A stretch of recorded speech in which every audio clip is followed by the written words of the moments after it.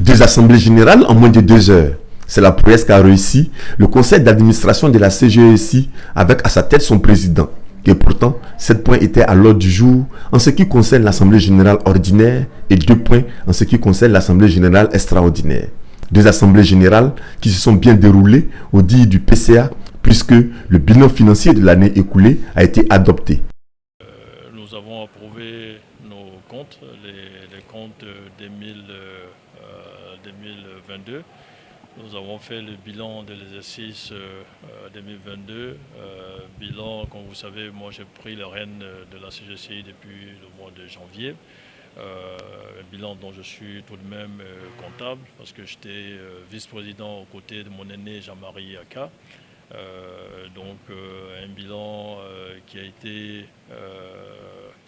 positivement sanctionné. Quant aux participants de ces 2 assemblées générales, ils ont retenu l'invitation de la PCA, celle de participer désormais à toutes les rencontres CGCI, gouvernement de Côte d'Ivoire, pour parler du PND qui est une opportunité à saisir. A indiqué son cap, il a encore redit aujourd'hui, il place son mandat sous la volonté de dynamiser les affaires, notamment les entrepreneurs nationaux, pour pouvoir leur permettre d'accéder à des marchés nationaux ivoiriens. Donc c'est ce qu'il a redit encore aujourd'hui et je pense que le sillon ou les sillons qui sont en train d'être tracés au regard des rencontres que nous avons en sont le ton. Il est en train de mobiliser l'ensemble, n'est-ce pas, des entreprises privées. Et cet AG, comme vous l'avez vu, s'est passé dans de très bonnes conditions.